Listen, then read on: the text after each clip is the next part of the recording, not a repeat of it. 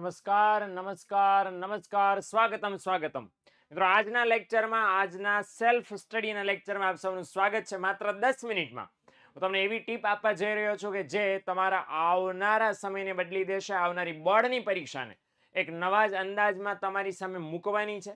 ઘણા બધાને પ્રશ્ન હશે જ કે સર અમારે વારે વારે મોટિવેશનની જરૂર પડે છે અથવા તો અમને કોઈ કે ત્યારે જ વાંચવાની ખબર પડે છે, સારું જાતે મહેનત કરવાનું મન નથી થતું.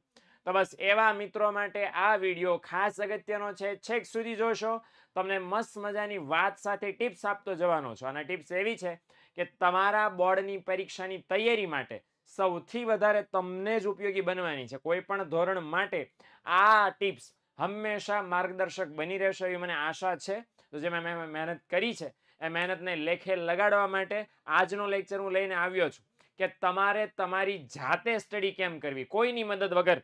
એકલવ્ય જેમ જંગલમાં મંડી પડેલો એમ કઈ રીતે સ્ટડી કરવી, તો સેલ્ફ સ્ટડી આજનો આપણો ટોપિક છે. શું એવું કરી શકાય કે જાતે વાંચવાનું મન થાય? કોઈ આપણને ન કે વાંચવા બેસ, લખવા બેસ, અને આપણે આપણી જાતે લખવા વાંચવા બેસી જઈએ. કોઈ આપણને વઢવા ન પડે, કોઈએ કાંઈ કરવું ન પડે. નહીતર તો એવું થાય છે કે સાહેબ અમારે વાંચવાનું હોય જ, પણ જ્યાં સુધી કોઈ કાંઈ વઢે નહીં ને, કોઈ કહે નહીં ને, ત્યાં સુધી અમે વાંચતા નથી. અને એટલા માટે આનું સોલ્યુશન મારી પાસે હંમેશા હાજર છે. હવે ચલો, આ પ્રશ્ન તો થઈ ગયા કે સાહેબ આટલા આટલા પ્રોબ્લેમ છે, સોલ્યુશન શું છે? તો સોલ્યુશનની શરૂઆત કરું છું સૌથી પહેલું અવેરનેસથી. અવેરનેસ એટલે શું? અવેરનેસ ઇટ મીન્સ કે જાગૃતિ, સતર્કતા. અને આ આપણે કોના પરથી શીખવા જેવી છે? None other than Arjun. બહુ સરસ સ્ટોરી છે, બહુ સરસ વાર્તા છે. મારે અને તમારે આપણા જીવનમાં અને આ પરીક્ષાની તૈયારીમાં તો ખાસ કામમાં લેવાની છે. એક વખત એવું થયું કે રાત્રિના સમયે મતલબ સંધ્યાના સમયે પાંડવો અને કૌરવો બધા ભોજન કરતા હતા. રાત્રિ થઈ ચૂકી હતી, દીવાનંદ વાળે ભોજન શરૂ હતું. બાય ધ વે દીવાનંદ વાળે ભોજન શરૂ હતું અને પરિણામ એ આવ્યું કે પવન ફૂંકાણો અને દીવા ઓલવાઈ ગયા. બધા છે જમવાનો વિક્ષેપ પડ્યો ને બધા જમતા અટકી ગયા. હવે અર્જુનમાં શું થયું? અર્જુન જમતો હતો અને કોળિયો એને કંઈક લીધો. કોળિયો લીધો અને પછી કોળિયો લેતા લેતા કોળિયોનો રસ્તામાં હતો વચ્ચે અને ત્યાં દીવો ઓલવાઈ ગયો. એટલે આ ભાઈ તો હતા ભૂખ્યા. એટલે અર્જુને છે કોળિયો લઈ અને રસ્તામાં તો એને ટ્રાય કરી છે, મોઢામાં જાય છે કે નહીં, હાલો ટ્રાય કરીએ. એટલે એ કોળિયો તો આપણો વેસ્ટ ન જાય. બીજી વાર દીવો કોક કરે ત્યાં સુધીમાં આપણે પછી નવો કોળિયો લેશું. એ બાને બાને એને ટ્રાય કરી તો એક્ઝેક્ટલી કોળિયો મોંમાં ગયો અને કોઈ દીવો કરી નાખ્યો. ફરી વાર દીવો પ્રગટાવી દીધો. દીવો પ્રગટાવી દીધો ને તો આને એમ થયું લે આંખો બંધ હતી. આંખો બંધ હતી એટલે અંધારું જ હતું, આંખો બંધ હતી એમ માની લો. તો એને બીજી વાર ટ્રાય કરી. બીજી વાર એને જાણી જોઈને દીવો હોવા છતાં આંખો બંધ કરીને પેલા કોળિયો બનાવ્યો, આંખો બંધ કરીને મોઢામાં નાખ્યો. તમે પણ બધા ઘરે ટ્રાય કરજો. આ કરવા જેવું એક જ વાર કરજો, પાછા ને કરજો. દર વખત કરશો તો ગાંડા ગણશે માણસો કે આ શું કરે છો, વિડીયો જોઈને ગાંડો થઈ જાય. એવું નહીં, એકવાર કરજો. કોળિયો બનાવી લો. આપણે શું છે ભારતમાં એવું કેવું પડે કોળિયો બનાવો, નહીતર ઓલા ધોળિયાઓ ફોરેન વાળા છે એ આમાં કાંટા ચમચીથી ખાય તો કઈ ખબર ન પડે. એટલે આપણે એ કોળિયો બનાવી લો, શાકભાગ જે લેવાનું છે, દાળ લેવાનું, પછી આંખું બંધ કરી દો અને ટ્રાય કરો. 100% ગેરંટી સાથે કહું છું, એ જે કોળિયો તમે બનાવશો ને તમારા મોઢામાં જ જશે, ક્યાંય આમ આમ આમ આમ આમ નહીં જાય. ગેરંટી સાથે તમને કહું છું. કેમ, શા માટે? કારણ કે નાનપણથી એટલી વાર પ્રેક્ટિસ થઈ છે, એટલી વાર પ્રેક્ટિસ થઈ છે કે એ ભૂલે અજાણે પણ જો તમે આંખું બંધ રાખો તો એ કોળિયો તમારા મોંમાં જ જાય. આ વાત અર્જુનને સમજાણી કે ચલો કોળિયો આપણા મોંમાં જાય છે, આપણું ધ્યાન નથી, છતાં કોણ આપણો હાથ ક્યાંય રસ્તો. આને મસલ મેમરી કહેવાય ઇંગ્લિશમાં. કેવી મેમરી? મસલ મેમરી, જેમાં તમારે યાદ રાખવાની જરૂર નથી, તમારા મસલ જે તમે રેગ્યુલર પ્રોસેસ કરો છો યાદ રાખશે. અને આના કારણે અર્જુન એમ થયું જો હું જોયા વગર ખાઈ શકતો હોઉં તો જોયા વગર બાણ કેમ ન ચલાવી શકું? અંધારામાં મારું બાણ તીર નિશાનમાં જ લાગવું જોઈએ. અને એ દિવસથી એક પણ રાત્રિએ અર્જુન સૂતો નથી. ધડાધડી ધડાધડી અંધારામાં તીર મારે. શબ્દવેદી બાણ વિદ્યા એને જાતે શીખી. એકવાર ગુરુ દ્રોણાચાર્ય છે સૂતા હતા અને રાત્રે અમને ધનુષનો અવાજ આવ્યો. ધનુષની જે પ્રત્યંચા હોય એનો એનો એનો ગર્જના સંભળાણી એને. અને ગુરુ દ્રોણ દોડતા દોડતા આવ્યો કે ક્યાં ભાઈ યુદ્ધ નહીં થઈ ગયું ને, આ કોણ અત્યારે રાત્રે બાણ ચલાવે છે? જોયું તો અર્જુન અંધારામાં પ્રેક્ટિસ કરતો હતો. અને પ્રેક્ટિસ કરતો જઈને પૂછ્યું કે ભાઈ આ શું છે? તો અર્જુને ઘટના કીધી ને પછી કીધું કે જો હું રાત્રે અંધારામાં જોયા વગર ખાઈ શકતો હોઉં તો જોયા વગર બાણ કેમ ન ચલાવી શકું? અર્જુનને કોઈએ એવું નહોતું કીધું કે તું આ કર. તો અર્જુને કેમ પોતાની જાતે આ પ્રેક્ટિસ શરૂ કરી? કારણ કે અર્જુન અવેર હતો કે હું ક્યાંથી ક્યાંથી કોની પાસેથી કેટલું કેટલું શીખી શકું છું. એની એને કાળજી હતી, બળતરા હતી. ભાઈ મારે શીખવું છે, એક વ્યક્તિ મને બધું સર્વસ્વ શીખવાડી નહીં દે, એક સાથે મને બધું નહીં આવડી જાય.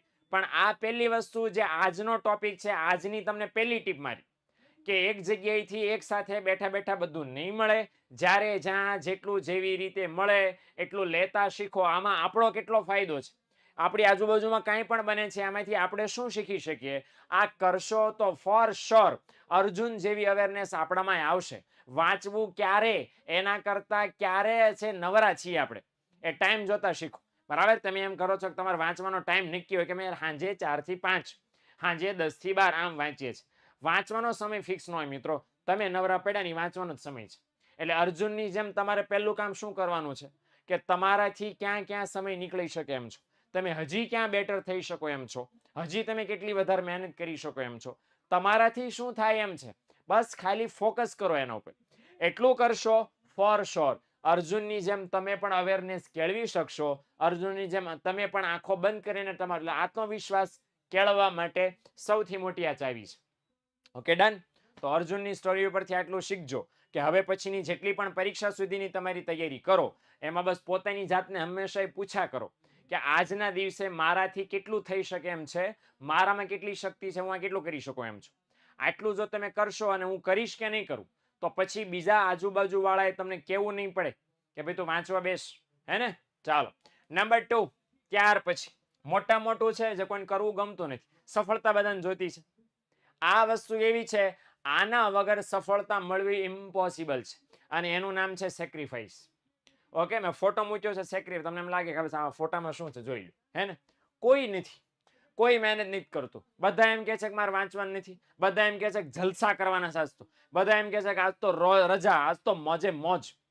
એવા સમયમાં પણ જો તમે વાંચો છો તો તમે સેક્રિફાઈસ કરો છો મોજનું, મજાનું, સમયનું, તમારા મિત્રો સાથેના કેળવાયેલા ગુણવત્તાયુક્ત સમયનું. અને એ તમે સેક્રિફાઈસ શેના માટે કર્યું છે? તમારા અલ્ટિમેટ ગોલ માટે. યાદ રાખજો કે સેક્રિફાઈસ કરનારાઓને જ સારામાં સારી સફળતા મળે છે. વિરાટ કોહલી હોય, લતા મંગેશકર હોય, અમિતાભ બચ્ચન હોય કે નીરજ ચોપરા હોય, કોઈ પણ હોય, એમણે છે પોતાનો ગોલનો અચીવ કરવા માટે એમણે નાના નાના મોજ શોખો છે ને એને ત્યાગી દીધા હોય. જેટલા સિંગરો છે તળેલું, તીખું ને ખટુબરું ને મંચુરિયન ને ન ખાતા હોય, ખાય તો ગળું ખરાબ થઈ જાય. તો સેક્રિફાઈસ એમણે કરવું પડે. એટલે એઝ એ સ્ટુડન્ટ તમારે સેક્રિફાઈસ કયું કરવાનું છે? મનોરંજનના 1000 સાધનો. તમારી ફોન ખોલો ને એટલે 1000 એપ્લિકેશન છે. તમે ધારો એવું, ધારો એટલું અને ધારો ત્યાં આ બધી વસ્તુ જોઈ શકો છો. પણ એ જો જોવાનું બંધ કરશો, એ સેક્રિફાઈસ કરશો ને તો સફળતા તમારા નજીકમાં જ છે. પણ એ કરવું પડશે મિત્રો. બધા ન વાંચતા હોય ત્યારે પણ જો તમે વાંચો છો, ક્લાસમાં બધાને એવું હોય કે સાહેબ અમે તો ક્લાસમાં ન વાંચી શકાય, સ્કૂલે હોય તો વંચાય જ નહીં. કેમ ન વંચાય? દેકારો થતો હોય ને એટલે સાહેબ. અરે ભાઈ, બધા દેકારો કરે છે તો તમે શું લેવામાં પ્લસ કરો છો?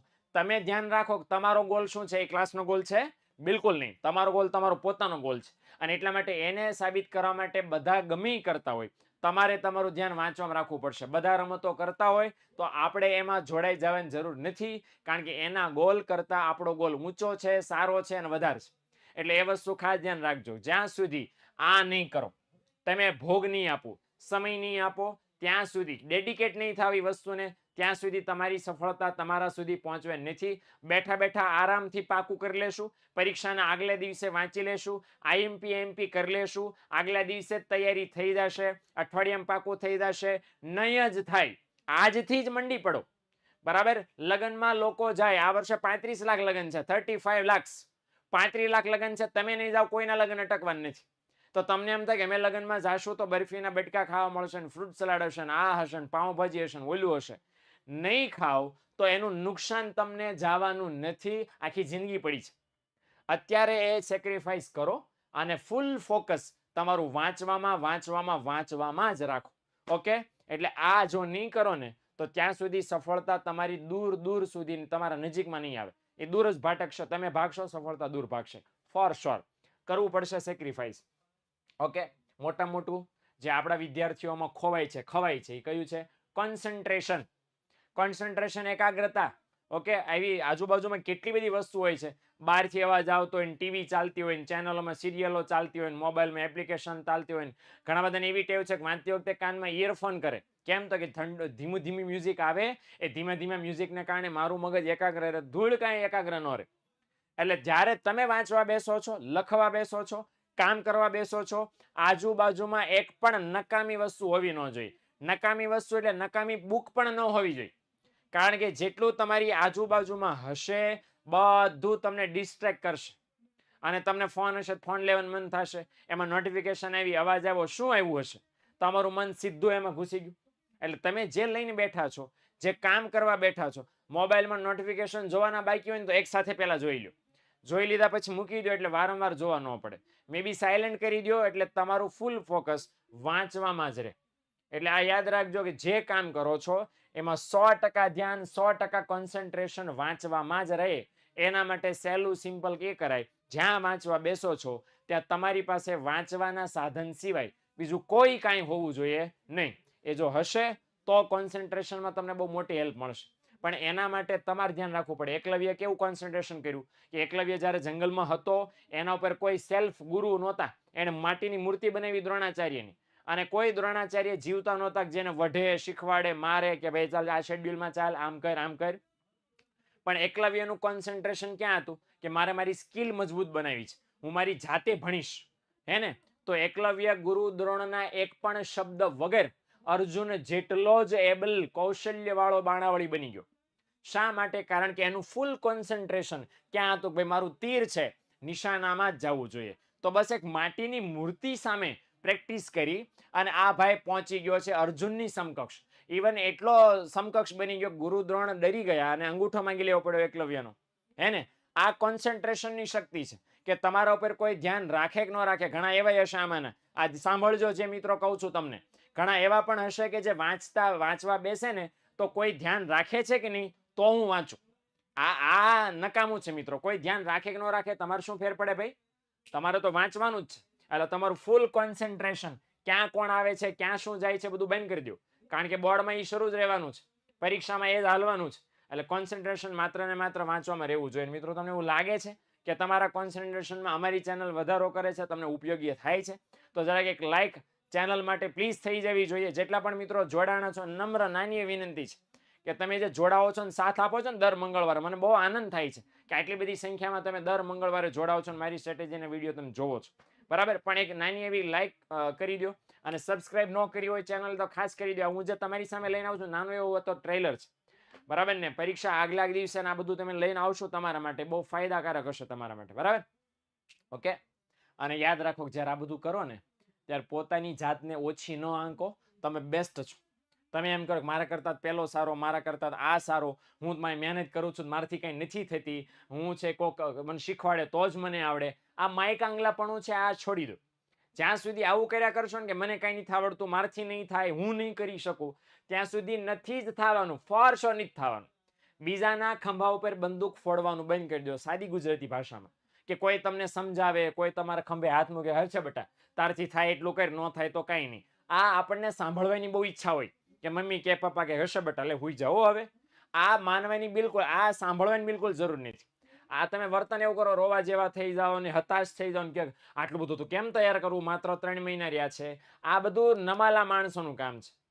સમય 3 મહિના હોય કે 1 મહિના હોય, તમે એના માટે ધી બેસ્ટ છો, ધી બેસ્ટ છો એના માટે. એમ માની લો કે હું બેસ્ટ છું ને મારાથી શું લેવા થાય ભાઈ, મંડો કરવા એટલે થવા માંડે. એટલે પોતાની જાતને બેસ્ટ માનો અને કામ કરવા માંડો. રિઝલ્ટ 100% ધારેલું મળશે, મળશે ને મળશે જ. ઓકે. એટલે રોવાનું બંધ કરી દો. તો સીધી વાત છે કે તમારા સુધી સક્સેસ મળવાની પાક્કી છે.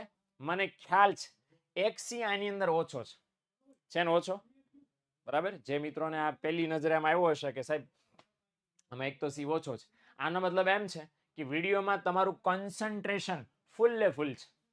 ઓકે. બસ આવું ને આવું કોન્સન્ટ્રેશન પરીક્ષા પહેલા અત્યારે વાંચવામાં, ભણવામાં હોવું જ જોઈએ. તમારું સંપૂર્ણ ધ્યાન હું ક્યાં બેટર કરી શકું, હું કેટલું વાંચી શકું છું, મારાથી કેટલું થઈ શકે છે પોતાની જાત માટે, એ તમારે ખાસમ ખાસ કરવાનું છે. જો મિત્રો આ કરશો તો મને સંપૂર્ણ વિશ્વાસ છે કે કોઈની મદદ વગર, કોઈના ટોક્યા વગર તમે તમારું કામ ઇઝીલી એકદમ મસ્ત કરી શકશો.